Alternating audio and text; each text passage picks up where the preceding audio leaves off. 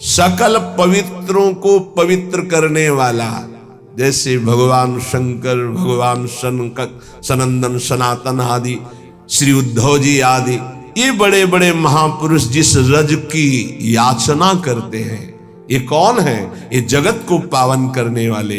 तो कह रहे हैं वृंदावने सकल पावन पावनेस्मिन, जो रज शिव सनकादिक याचक, बड़े बड़े पावन करने वालों को भी पावन करने की सामर्थ्य वृंदावन की रज रानी में है। यहां जो जड़ चैतन्य वास कर रहे हैं, श्री राधिका रमण जी, राधा रमण जी महाराज, उस पर बहुत प्रसन्न होते हैं। मेरे घर में रह रहा है। तो बोले जो यहां वास नहीं कर रहे वो, बोले आश्रित है। आश्रित की भी वही गति होती है जो वास करने वाले की होती है, लेकिन हृदय से संपूर्ण आश्रय वृंदावन का हो।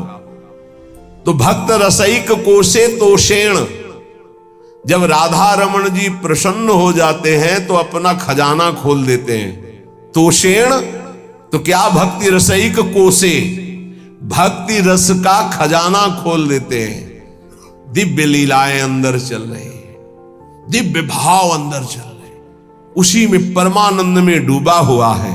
नित्य परमेण कदावसामी, क्या कभी मेरे जीवन में ऐसा अवसर आएगा कि मुझे ऐसे श्रीधाम वृंदावन में वास मिले और मैं निरंतर प्रिया प्रीतम के चिंतन में ऐसे डूबूं जैसे मछली जल के बिना जीवित नहीं रह सकती, ऐसे एक आधे क्षण के लिए भी यदि हमारा चिंतन छूटे तो प्राण व्याकुल हो जाए। यही भक्ति का, भजन का सही स्वरूप ये है कि जैसे मछली जल से अलग की जाए तो जहां तनिक जल बिछुड़े छोड़ी देत है प्राण, जहां जल से अलग हो तो तड़पते हुए प्राण त्याग। ये भजनानंदी का स्वभाव है, ये है आश्रित का स्वभाव, ये है वृंदावन वासी का स्वभाव। अगर ये स्वभाव नहीं है तो अभी वृंदावन वास तन मन के बन से ये अभी सही वास नहीं हो रहा, अभी सही आश्रय नहीं है, अभी सही भजनानंदी नहीं है। ये पहचान है। बड़ी कृपा है, आप सच्ची मानिए, जिनको कोई उपाधि नहीं मिली है, उपाधि पदवी, जिनको कोई जानता नहीं, बड़ी कृपा है। वो जीवन जिसको कोई नहीं जानता है, वो हरि प्रिया के संग व्यतीत होता है, प्रिया प्रीतम के संग। कहीं कोई चिंतन जाने की गुंजाइश ही नहीं, कोई जानता ही नहीं, कोई प्रणाम नहीं, कोई नमस्कार नहीं, कोई बात नहीं करता, कोई नहीं बात करता, कभी कोई राधे राधे नहीं कहता, और कहे भी तो उपेक्षा कर दी जाती थी कि कहीं परिचय ना हो जाए। जहां तनिक जल बिछुड़े छोड़ी देत है प्राण, यह है भजनानंदी का स्वरूप। तद स्मरणेन परम व्याकुलते, देखो कहां हो, देखो प्रायः बहुत दिनों के बाद एक ऐसे महाभागवत के दर्शन हुए, सबकी चरण वंदना, लेकिन ऐसी स्थिति कि जहां तनिक जल बिछुड़े छोड़ देते हैं प्राण, एक महाभागवत के बहुत दिनों बाद दर्शन हुए जो महाराष्ट्र से पधारे थे। रोम रोम से निकल रहा था विठ्ठल विठ्ठल विठ्ठल विठ्ठल विठ्ठल। ऐसी महान स्थिति आज हमारे ऊपर प्रिया जो प्रसन्न हुई, ऐसे महाभागवत का साक्षात्कार करा दिया। पर जानते हो,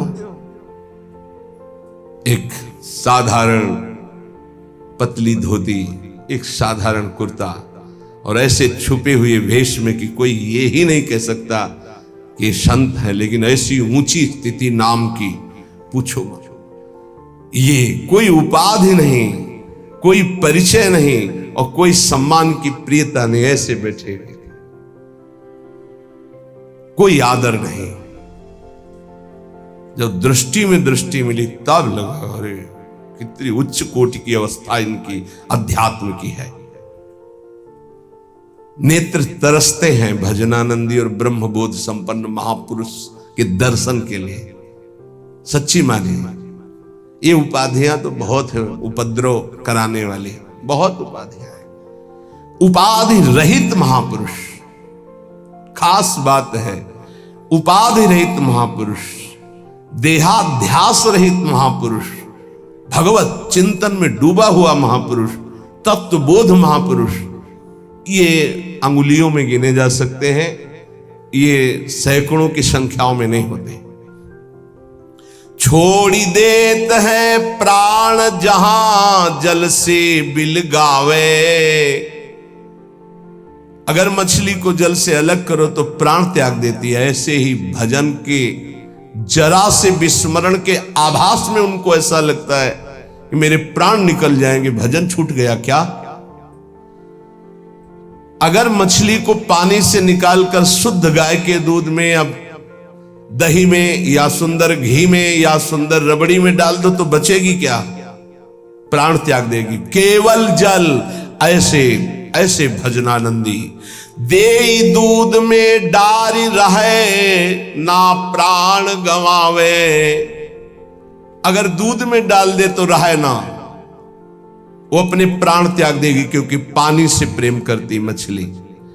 तो जाको वही आहार ताही को काले दीजे, रहे न कोटि उपाय और सुख नाना कीजे।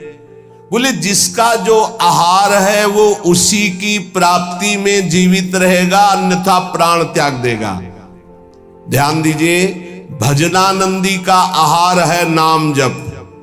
अगर नाम जप छूटा तो प्राण त्याग देगा, जीवित नहीं रह सकता। कसौटी में कसो कौन सी स्थिति है आपकी, कितना आप भजन से प्यार करते हैं। यह लीजे दृष्टांत सके सो ले बिचारी, जो नाम से ऐसो करे स्नेह ताहि की मैं बलिहारी। मैं बलिहारी हूं ऐसा जो नाम से प्रेम करता है। पलटू ऐसी प्रीति कर जल और मीन समान, जहां तनिक जल बिछुड़े छोड़ देत है प्राण। भजन का क्या स्वरूप है? तद स्मरणेन परम व्याकुलती।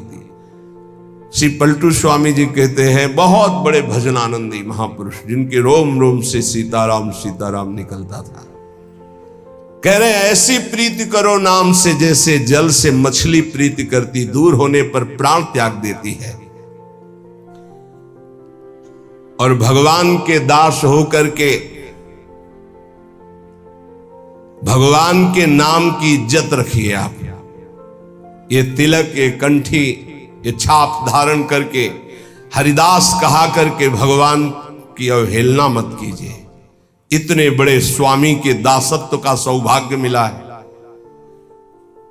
कुछ लोग शर्माते हैं तिलक लगाने में, कंठी बंद। अरे शर्माओ पराई माता बहनों की तरफ गंदी दृष्टि करने में, शर्माओ मदिरा पीने में, शर्माओ दूसरे का मांस खाने में, शर्माओ चोरी करने में, हिंसा करने में। भगवान के दासत्व के लिए तुम्हें शर्म लगती कि तिलक लगाएंगे लोग क्या कहेंगे, बुरा काम है।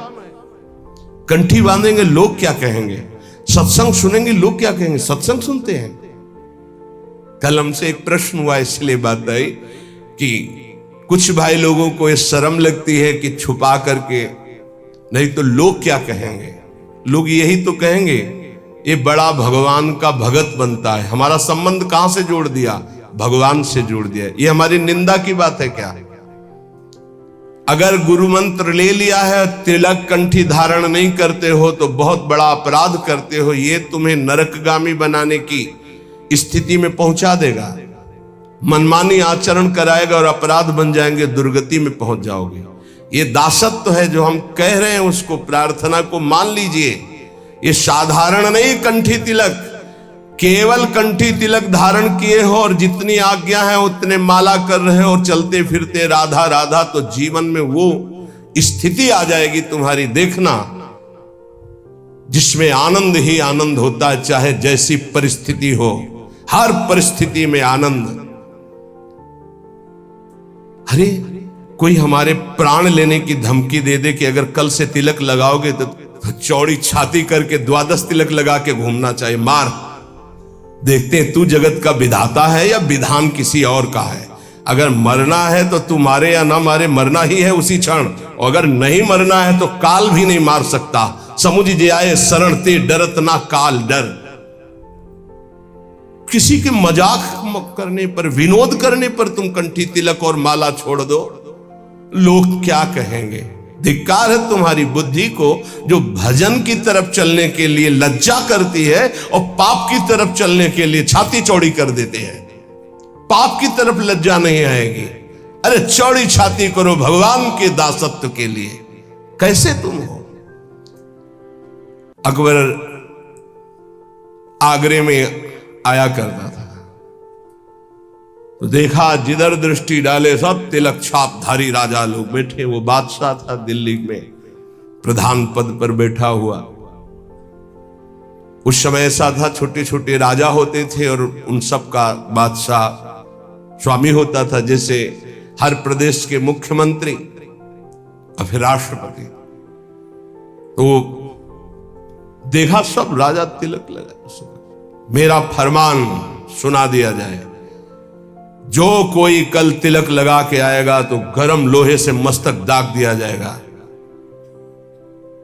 मानो मृत्युदंड। अब सब थर्रा गए। बादशाह का फरमान वो तो लागू ही हो जाएगा। दूसरे दिन जितने और राजा थे सब कोई तिलक नहीं लगाए, कोई कंठी नहीं बांधे। मृत्यु का भय। हरिराम व्यास जी के शिष्य मधुकर शाह ने विचार किया कि गुरु प्रदत्त तिलक कंठी है, ये तो एक मुल्क का बादशाह है, अनंत ब्रह्मांडों के बादशाह का ये दासत्व परम सौभाग्य से मिलता है। आपको क्या पता, आपको ऐसा खिलवाड़ लगता है कंठी तिलक? ये खिलवाड़ नहीं है। मंगल सूत्र की महिमा तो सुहागवती ही जानती है ना। कुंवारी कन्या क्या जाने, जिसने वरण ही नहीं किया या व्यभिचार नहीं किया जाने, जिसने पातिव्रत ही नहीं धारण किया।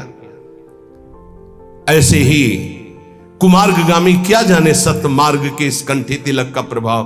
तो क्या जरूरत है इसकी, अंदर अंदर भजन करो। ऐसे ऐसे भी बड़े कहने वाले आते हैं, क्या जरूरत है मांग भरने की, क्या जरूरत है सुहाग भरने की। ये वो बातें करते हैं जिनके धर्म नहीं है हृदय में। उन्होंने सोचा गुरु प्रदत्त तिलक कंठी और ये कह रहा है नहीं बांध के आना तो मृत्यु स्वीकारात, सभा में मरूंगा लेकिन कंठी तिलक नहीं उतार सकता। पहले तो अंगरखा पहन के जाते थे, तलवार लगी हुई, आज सब उतार दिया, केवल नीचे की धोती, 12 तिलक, तलवार खोस कर गए। सभा में वैसे तो जाके बंदगी की जाती थी, बिल्कुल बंदगी नहीं की, सीधे खड़े हैं। अकबर ने कहा कि तुमने फरमान नहीं सुना मधुकर शाह? खींच ली तलवार और कहा आपका फरमान एक मुल्क के बादशाह का है, मेरे गुरु का फरमान अनंत मुल्कों के बादशाह का ये दासत्व है। देखते हैं कौन आकर तिलक मिटा देता है। जैसे मानो भगवान नरसिंह का आवेश हो गया, सभा थर्रा गई। तत्काल अकबर ने कहा नहीं नहीं, बस मैं ये देखना चाहता था सच्चा तिलकधारी कौन, जय हो तुम्हारी मधुकर शाह। तत्काल बदल गया। जिस समय भगवद आवेश में उनका देखते हैं कौन, उन्होंने कहा कि आदेश करो। मधुकर शाह ने कहा आदेश नहीं, प्रार्थना निवेदन है, हमारे ब्रजमंडल में कभी भी कोई शिकार न खेले और इस ब्रजमंडल के अंतर्गत किसी के ऊपर कंठी तिलक पर कोई भी आपका फरमान न जारी हो। बोले स्वीकृत है। निष्ठा में सब कुछ होता है। बोले ऑफिस जाना है, कंठी तिलक बांध कर जाएंगे, वो ऑफिस में नौकरी में निकाल दिए जाएंगे। वाह, केवल अपने ही धर्म का त्याग करने पर तुम्हारा भरण पोषण होता रहे तो वही जीवन है क्या? ये तुम्हारी कायरता नहीं है अपने धर्म के प्रति? केवल शरीर पोषण के लिए अर्थ मिले, भोग वासना और धर्म का क्या महत्व रहा? हम अपने धर्म के लिए प्राणों को, अपने राष्ट्र के लिए प्राणों को समर्पित करें तो हमारी जय। ये सूकर कूकर भी उदर पोषण करते हैं, ऐसे अर्थ कमाकर उदर पोषण कर रहे हो और न धर्म न राष्ट्र, तो मतलब क्या रह गया? हरि को दास कहाए के गुनाह करे ना कोई। ये ध्यान रखना चाहिए। भगवान के दासत्व की इज्जत रखो। कंठी और तिलक लगाए हो, तुम कहां खड़े हो, तुम क्या बोल रहे हो, तुम्हारा आचरण क्या है, ये बहुत सावधानी से समाज देखता है। आपकी बात, आपका खड़े होना, आपका बैठना, क्योंकि आप हरि के बहुत बड़े के दास हैं, पार्षद है। तो संत महापुरुष जन कह रहे हैं, भगवान के दास होकर भगवान की इस दासत्व की इज्जत रखो, मर्यादा रखो। तुम कौन हो? बोले हरि का दास हो। कहां खड़े हो, क्या कर रहे हो, क्या बोल रहे हो, क्या खा रहे हो, कौन सा आचरण कर रहे हो? उस समय सोचो मैं हरि का दास हूं, क्या ये उचित है करना?